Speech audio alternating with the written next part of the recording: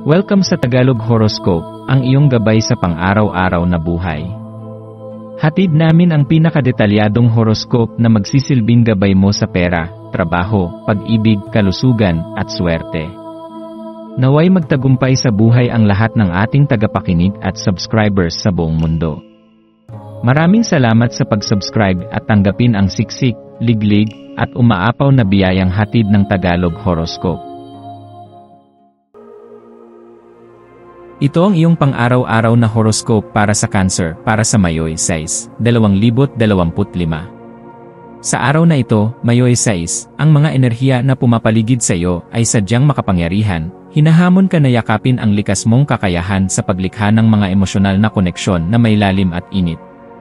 Bilang isang Cancer, likas sa iyo ang pagiging maalaga, mapag-aruga, at mapagmahal, mga katangiang parang ilaw sa dilim para sa mga taong nasa paligid mo.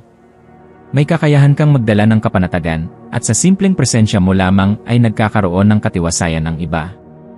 Sa mga pagkakataong ikaw ay nag-iisa, magandang pagnilayan kung paanong ang pakiramdam ng kalungkutan ay maaaring makaapekto sa iyong pananaw, kilos, at pakikitungo. Maaaring sa ilang pagkakataon, ang pag-iisa ay tila ulap na bumabalot sa tunay mong liwanag, subalit sa pag-unawa sa emosyong ito, mas mapapalapit ka sa mas malalim na koneksyon sa iyong sarili. Sa tahimik na mga sandali ng araw na ito, maaring mas mapansin mo ang iyong pangangailangan para sa mas makahulugang ugnayan, hindi lamang sa iba kundi sa iyong sarili. Ito ang panahon para linangin hindi lamang ang koneksyon mo sa labas, kundi lalo na ang ugnayan mo sa loob, sa puso mong puno ng empatya at pag-unawa. Ang araw na ito ay nagbibigay ng napakagandang pagkakataon upang linawin ang iyong mga layunin at muling buhayin ang iyong mga pangarap. Ang enerhiya ng Mayoy 6 ay tila apoy na bumubuhay sa iyong mga ambisyon, nagpapalakas, nagtutulak, at nagbubukas ng mga mata sa kung ano ang tunay mong ninanais sa buhay. Ang inspirasyon ngayon ay mas nakatuon sa pagiging masinsinan at maingat, na parabang ang bawat detalye ay mahalaga. Sa pagtahak mo sa direksyong ito, hinihikayat kang magsuri ng mas malalim, ano ba talaga ang nais mong marating? Ano ang nagpapasigla sa puso mo tuwing naiisip mo ang mga ito? Maaari mong makita ang linaw ng iyong landas sa pamamagitan ng pagbibigay pansin sa maliliit na bagay, mga simpleng hakbang na kung pagsasama-samahin ay bubuo ng matibay at makabuluhang direksyon. Sa pamamagitan ng pag-uukol ng oras sa pagninilay at pagpaplano, makakabuo ka ng mas malinaw na larawan ng iyong kinabukasan. Huwag matakot maging mas detalyado sa iyong mga plano, ang pagkakaroon ng estratehiya ay hindi nagpapahina ng damdamin, bagkus ito ay nagbibigay lakas at kumpiyansa. Habang patuloy mong nilalakbay ang araw, isaalang-alang mo ang posibilidad na sumubok ng isang bagong estilo o anyo na sumasalamin sa mga pagbabagong nangyayari sa loob mo. Maaaring ito ay sa paraan ng pananamit, estilo ng pagsasalita, o kahit sa mga uri ng sining o pagpapahayag na hindi mo pa nasusubukan noon. Ang mga bagong ekspresyon na ito ay hindi lamang panlabas, kundi nagpapakita rin ng iyong panloob na paglalakbay. Sa pagyakat sa pagbabago, mas lumalawak ang iyong pangunawa sa sarili. Napakaraming aspeto ng iyong pagkatao ang hindi mo pa nadidiskubre, at sa mga simpleng eksperimento ng estilo, maaari mong masilip ang mga bahaging iyon. Maging bukas sa ideya ng muling pagtuklas sa sarili, dahil sa bawat pagbabago, mas lumalalim ang koneksyon mo, hindi lamang sa ibang tao, kundi sa tunay mong damdamin at mga pinapahalagahan sa buhay. Sa kabila ng pagiging tutok sa mga detalye at personal na paglalakbay, huwag mong kalimutan na ang iyong likas na init at kabaitan ay isang regalo na dapat mong patuloy na ibahagi. Sa bawat ngiti na ibinabahagi mo, sa bawat pakikinig na ipinagkakaloob mo, at sa bawat haplos ng pag-unawa, nagkakaroon ng liwanag ang mundo ng ibang tao. Ikaw ay tila ina sa maraming anyo, hindi lamang sa dugo kundi sa diwa, isang taong kayang dumamay, umunawa, at magsilbing tahanan sa mga nawawala o pagod. Sa bawat koneksyon na binubuo mo, lumilikha ka ng espasyo kung saan ang emosyonal na katotohanan ay tinatanggap, iginagalang, at pinapayagan na umusbong. Yakapin mo ang papel mong ito, hindi bilang isang pasanin kundi bilang isang misyon na maghatid ng init sa mga pusong giniginaw ng mundo. Sa paggawa mo nito, hindi lamang sila ang napagpapala, kundi ikaw rin ay napupuno ng isang uri ng kasiyahang hindi kayang tumbasan ng anumang materyal na bagay. Ang maswerteng kulay mo para sa araw na ito ay puti, kulay ng kaliwanagan, kapayapaan, at kadalisayan. Ang puti ay nagdadala ng emosyonal na kalinawan at tinutulungan kang manatiling kalmado sa gitna ng mga kaguluhan.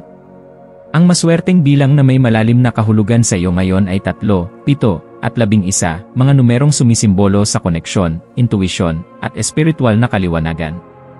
Subukan mong magsagawa ng gawaing maswerteng makakatulong sa paglinaw ng isipan, tulad ng pagsusulat sa journal, pag-aayos ng iyong paligid, o simpleng pag-upo sa isang tahimik na lugar upang magnilay.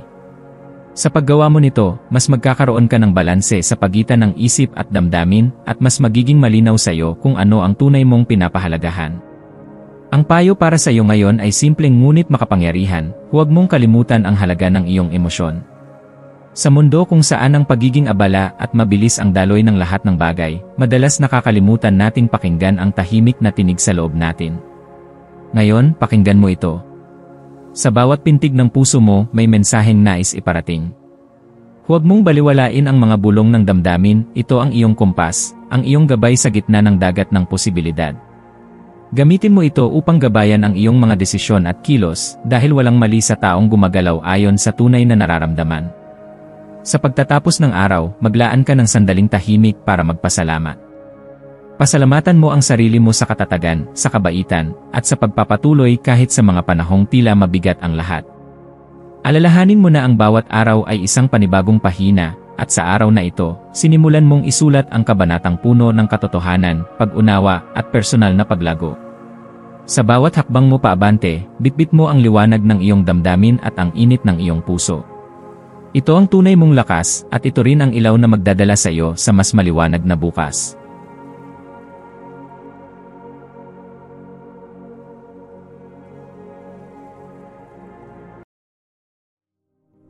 Tayo ay magkaroon ng kaunting sandali upang ipagdasal ang lahat ng mga dalangin ng ating mga subscribers, na sana'y matamo nila ang kanilang mga pinapangarap sa buhay, magandang trabaho, mabuting kalusugan, payapa at masayang pamumuhay, at siksik, liglig at umaapaw na biyaya at kayamanan.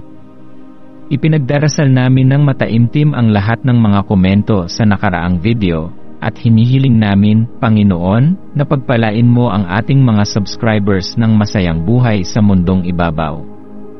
Maraming salamat po. Maraming salamat sa panonood ng iyong horoscope ngayon araw. Naway gabayan ka ng mga bituin sa iyong landas. Huwag kalimutang mag-like, share, at subscribe para sa iba pang cosmic na kaalaman. Hanggang sa muli, manatiling konektado sa universo,